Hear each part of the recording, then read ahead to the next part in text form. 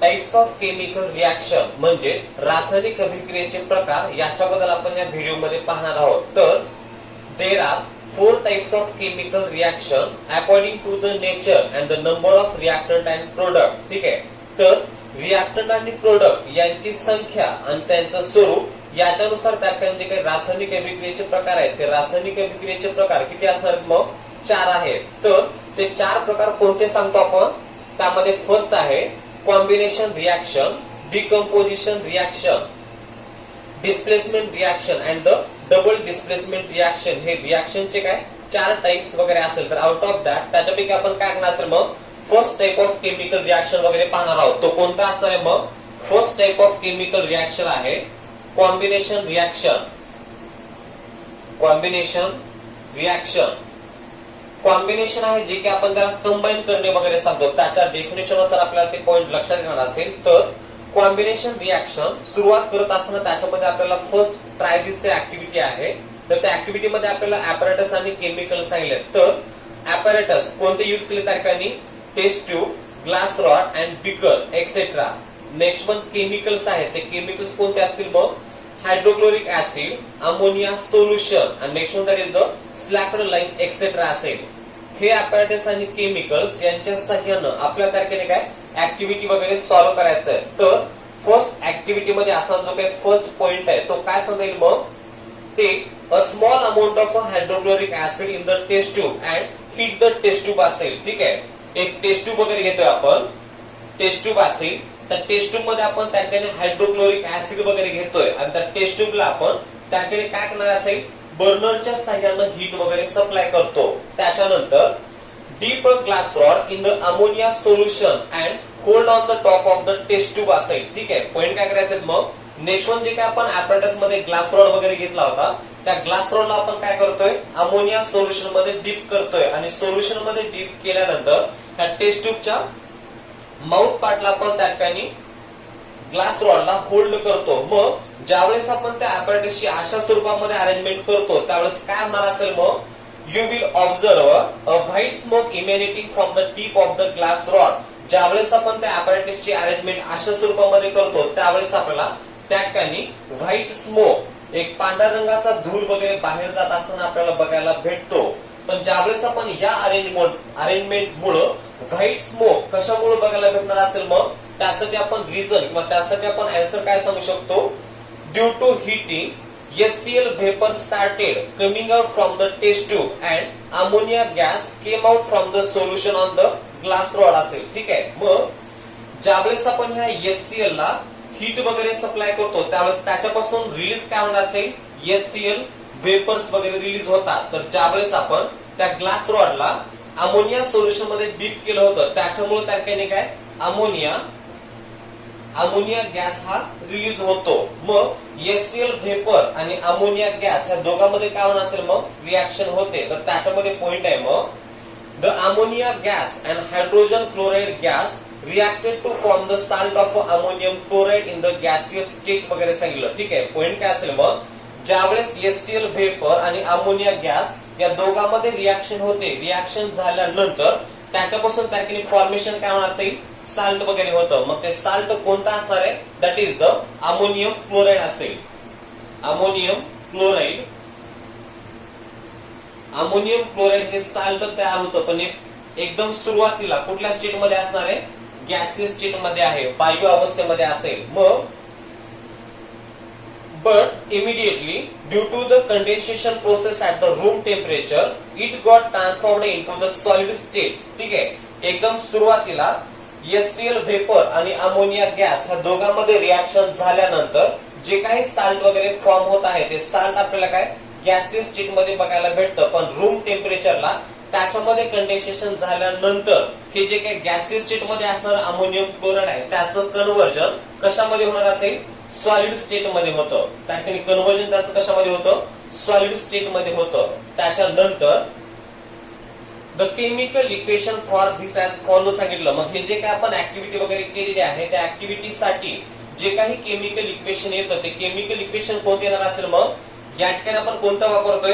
HCl vapour आहे आणि परत त्या ठिकाणी अमोनिया गॅस आहे. तर मग त्या ठिकाणी रिएक्टंट मध्ये 2 फॅक्टर सांगतो. कोणते असेल? फर्स्ट आहे HCl plus ammonia gas, HCl plus ammonia gas. मग ज्यावेळेस hydrochloric acid that can be reacts with the ammonia, then there is a formation of a salt that is the ammonium chloride सांगितलं. त्याचा molecular formula काय असतो आपण NH4Cl that is the ammonium chloride असेल. This is the first activity. त्याच्यानंतर आपल्याला second activity दिली आहे. त्या सेकंड ऍक्टिव्हिटी मध्ये आपण काय सांगतो मग hold a magnesium strip in a pair of a tong and ignite सांगितलं. ठीक आहे. हे जे काही मॅग्नेशियम स्ट्रिप असेल त्या मॅग्नेशियम स्ट्रिपला आपण एखाद्या चिमट्यामध्ये पकडतोय आणि त्याच्या दुसऱ्या टोकाला आपण काय करतोय प्रज्वलित करतोय किंवा त्याला आपण पेटवतो. त्याच्यानंतर on burning in air a white powder of a magnesium oxide is formed. आपण पॉइंट काय सांगतोय मॅग्नेशियम स्ट्रिप घेतोय, मॅग्नेशियमची एक फीत घेतोय आणि त्या मॅग्नेशियमच्या स्ट्रिपला आपण त्या पेअर ऑफ टॉंग मध्ये काय करणार असेल होल्ड करतोय. एखाद्या चिमट्यामध्ये मॅग्नेशियमच्या स्ट्रिपला होल्ड करतोय, त्याच्या दुसऱ्या टोकाला आपण त्या ठिकाणी पेटवतोय आणि पेटवल्यानंतर त्या ठिकाणी काय होणार असेल white powder that is the magnesium oxide is formed सांगितलं. ज्यावेळेस आपण त्या मॅग्नेशियमच्या स्ट्रिपला एअरच्या कॉन्टॅक्ट मध्ये बर्न करतो, बर्न केल्यानंतर त्याच्यापासून व्हाईट पावडर आपल्याला बघायला भेटतं. मग ते व्हाईट पावडर आपण काय सांगतो मॅग्नेशियम ऑक्साइड वगैरे असेल. ठीक आहे. त्या ठिकाणी काय फॉर्मेशन होतं मॅग्नेशियम ऑक्साइड तयार होतं. तर the reaction can be written in the form of a equation as below सांगितलं. हे जे काही आपण ऍक्टिव्हिटी वगैरे केलेली आहे त्या ऍक्टिव्हिटी नुसार आपल्याला केमिकल इक्वेशन कोणतं बघायला भेटतं. मग आपण मॅग्नेशियमची स्ट्रिप आहे या ठिकाणी 2Mg प्लस आपण कोणाच्या कॉन्टॅक्ट मध्ये बर्न करतोय ऑक्सिजनच्या प्रेझेन्स मध्ये बर्न करतोय, त्याच्यामुळे या ठिकाणी आपण काय करतोय O2 वापरणार असेल. मग मॅग्नेशियमच्या स्ट्रिपला आपण बर्न करतोय याचा अर्थ त्याला आपण काय करतोय हीट सप्लाय करतो. मग ते हीट आपण काय करणार असेल या एरोच्या वरच्या साईडला ट्रँग्युलर शेप मध्ये वगैरे दाखवतो. मग there is a formation of a white powder that is the magnesium oxide. हे झालं सेकंड ऍक्टिव्हिटी साठी केमिकल इक्वेशन. आपण सेकंड ऍक्टिव्हिटी काय सांगितलं hold a magnesium strip in a pair of a tong. एका चिमट्यामध्ये आपण मॅग्नेशियमच्या फीतला पकडतोय आणि त्याच्या दुसऱ्या टोकाला ऑक्सिजनच्या प्रेझेन्स मध्ये काय करतोय बर्न करतोय. बर्न केल्यानंतर त्याच्यापासून व्हाईट पावडर म्हणजे मॅग्नेशियम ऑक्साइड हे फॉर्म वगैरे होतं.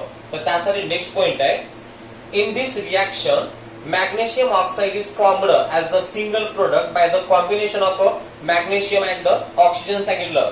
हे जे काही आपण केमिकल रिएक्शन सांगतोय ह्या केमिकल रिएक्शन मध्ये मॅग्नेशियम ऑक्साइड हा एकच प्रोडक्ट तयार व्हायला, पण तो एकच प्रोडक्ट तयार कशापासून होतोय that can be formed by the combination of two reactant that is the magnesium and oxygen. Magnesium आणि ऑक्सिजन हे दोन रिएक्टंट आहेत. त्या दोन्ही रिएक्टंटच्या कॉम्बिनेशन थ्रू त्या ठिकाणी काय सिंगल प्रोडक्ट तयार होतो. कोणता तयार होतोय मॅग्नेशियम ऑक्साइड असेल. तर त्याच्यानंतर थर्ड ऍक्टिव्हिटी आहे. ते थर्ड ऍक्टिव्हिटी काय असेल जातं मग take water in a beaker up to half of its capacity. ठीक आहे.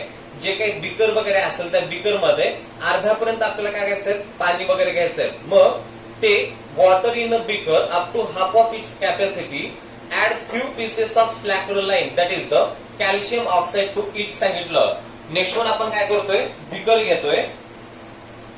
बिकरच्या हाफ क्वांटिटी पर्यंत आपण वॉटर वगैरे फिलअप करतोय. वॉटर फिलअप केल्यानंतर त्या बिकर मध्ये आपण काय ऍड करणार असेल कॅल्शियम ऑक्साइड. त्याच्यामध्ये आपण कॅल्शियम ऑक्साइड वगैरे ऍड करतोय. या ठिकाणी हे वॉटर आहे त्या वॉटर मध्ये आपण कॅल्शियम ऑक्साइड ऍड करतोय. मग ऍड केल्यानंतर काय होणार असेल a calcium hydroxide is formed by the combination of a calcium oxide and water with the generation of a large amount of heat असेल. ठीक आहे. ज्यावेळेस आपण कॅल्शियम ऑक्साइडला ठीक आहे कॅल्शियम ऑक्साइडला वॉटर मध्ये ऍड करतो.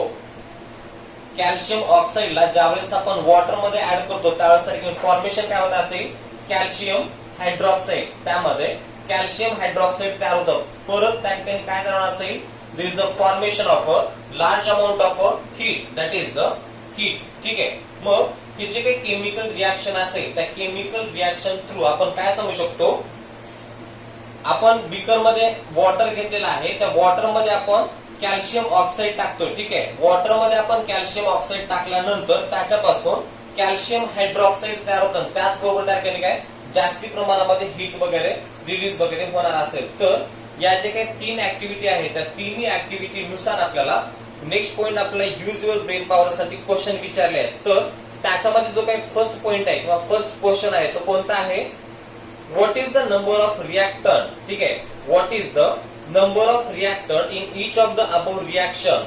हे जे काही 3 रिएक्शन आहेत कोणते सांगतो आपण, फर्स्ट रिएक्शन, सेकंड रिएक्शन, हे असेल थर्ड वन रिएक्शन.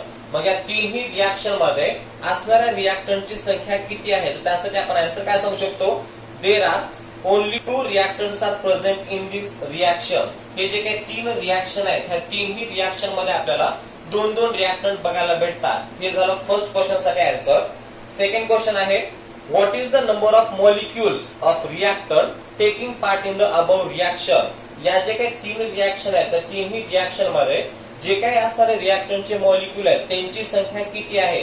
त्यासाठी काय सांगेल मग आपल्याला, फर्स्ट केमिकल रिएक्शन आणि जे काही थर्ड केमिकल रिएक्शन आहे याच्यामध्ये रिएक्टंटचे फक्त 2 मॉलिक्युल आहेत. तर जे काही सेकंड रिएक्शन आहे त्या सेकंड रिएक्शन मध्ये रिएक्टंटचे आपल्याला 3 मॉलिक्युल्स वगैरे बघायला भेटतात. हे झालं सेकंड क्वेश्चन.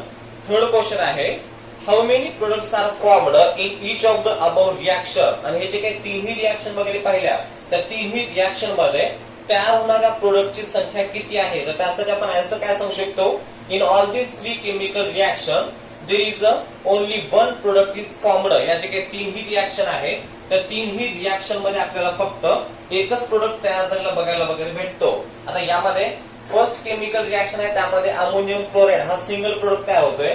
सेकंड रिएक्शन आहे त्यामध्ये मॅग्नेशियम ऑक्साईड त्याच्यामध्ये पण आपल्याला सिंगल प्रोडक्ट बघायला भेटतो. आणि नेक्स्ट वन जे काही कॅल्शियम हायड्रॉक्साईड आहे याच्यामध्ये पण आपल्याला काय सिंगल प्रोडक्ट बघायला भेटतो. तर याच्यानुसार आपण डेफिनेशन काय सांगू शकतो, when 2 or more reactant combine in a reaction to form a single product it is called as a combination reaction. सांगितलं आपण जे काही कॉम्बिनेशन रिएक्शन पाहतोय ते कॉम्बिनेशन रिएक्शन नेमकं कशाला म्हणायचं, when 2 or more reactant combine in a reaction. जेव्हा एखाद्या अभिक्रियेमध्ये 2 किंवा 2 पेक्षा जास्त रिएक्टंट कंबाईन होतात त्यावेळेस त्याच्यापासून सिंगल प्रोडक्ट तयार होतो. त्यालाच काय म्हणतो आपण त्या ठिकाणी कॉम्बिनेशन रिएक्शन सांगतो.